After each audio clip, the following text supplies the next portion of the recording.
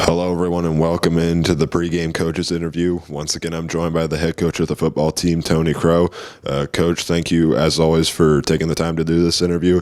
And you guys are coming off of a bitter loss. And to start this interview off, how do you look for your guys to rebound for this upcoming game in front of the home crowd?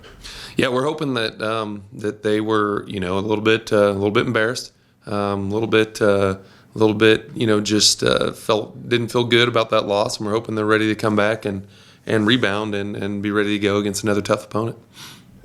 Obviously, nobody wants to lose, but was there anything that you saw against Manhattan that the guys improved on compared to the first two games?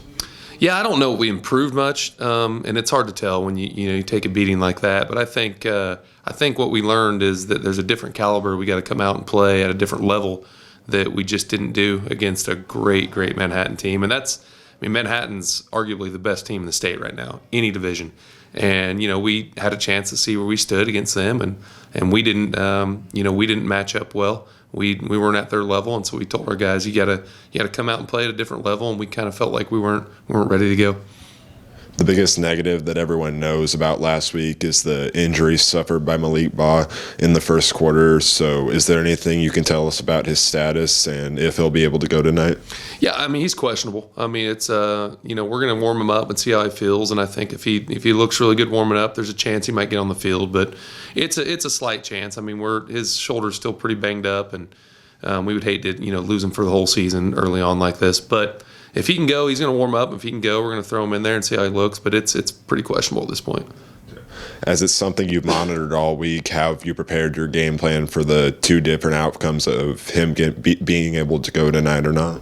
Yeah, that's a good question. We've got a list of guys to put at running back if he can't go, and Ian McGuire's been out with an illness this week as well, who's been our backup. So it's going to be we've got kind of a running back by committee plan ready to go. And so you might see a bunch of different guys back there, but our offensive line is kind of our strength of our offense, and without Malik out there, we feel like they're the best player on the field, so we're going to try to get behind them and win the game. Now, looking at your opponent, Garden City has started their first three games off against teams from Wichita. What have you noticed from them against that level of competition?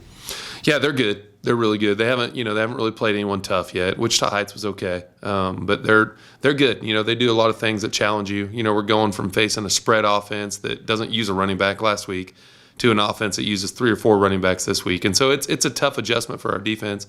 We've got a really good defense coordinator who's getting them set up for that, and then we're trying to find a way to go against their tough defense as well. They're big and physical up front on both sides of the ball, and it's going to challenge us in a lot of ways. Garden City runs the flex bone on offense. Are there any challenges that produce from that with your defense having to stop the different options? Absolutely, yeah. Our D-line has to be great, and it's just a tough offense because you can do well against it, and they're still going to get 4 yards, and so they could get 4 yards over and over again, and your defense is just on the field for a very long time, and then the adverse effect of it too is your offense doesn't get very many opportunities to get the ball, and so we got to be solid on offense and take care of our possessions, and then defensively we just got to find a way to get off the field. The Buffalo's defense has forced 5 interceptions and I believe 50 passing yards per game. In your last game, you guys threw 4 interceptions. Does that make you hesitant to throw the ball tonight, or will that be a crucial part to your offensive game plan? Yeah, not really. We didn't throw the ball well last week. We threw a couple good passes. A couple of them were tipped and ended up being interceptions. And, Carter's thrown the ball a lot better than the stats show throughout the season. There's been a couple drop touchdowns and some spots that, he just barely missed some receivers. No, we're not hesitant to throw. I think a lot of Garden's success early in the air on defense has been, a lot about who they've played. And they may get us some too, but, yeah, we're going to toss it around when we need to, and we're going to lean on our offensive line as well. You guys are 1-0 in the WAC, and this is another in-conference opponent. With only 5 teams in the conference, does that make you feel like every game against a WAC opponent has higher stakes than any other game? Absolutely. If we feel like we can win this one and we can get to 2-0, it's kind of ours to lose at that point. And if we get beat, then it's kind of a crapshoot, and you got to win the other 2.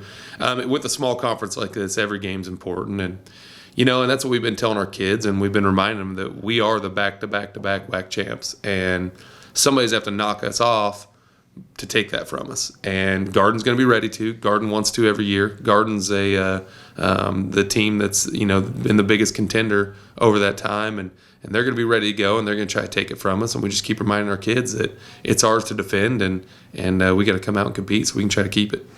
And one final question: do you guys feel like you are on pace for where you want to be, or maybe even reaching your goals faster than expected with a third of the season in the book? Yeah, absolutely. Our first 4 games, we felt like we were going to be our 4 toughest games. So we felt like if we could get through the first 4 games being 3-1 or 2-2, even crazy being 1-3, I mean, there was a chance that we could have been 0-4 going through these first 4 games and really not be that bad. And so, it's just a very tough opening stretch. These are 4 juggernauts that we're facing early on. And it's been a beating. It's been some battles and wars out there. And so we feel like we're sitting pretty good. Hopefully we find a way to pull out this win tonight. And we're 3-1 going through 4 games, and we'd feel great about that. And that'll do it for our pregame coaches interview. Coach, thank you again for taking the time to do the interview. Good luck tonight, and go Indians. You bet, Hank. Thanks, buddy. All right, and that'll do it. That was the pregame coaches interview with Tony Crough. We will see you next time on the Tribe Broadcasting Network.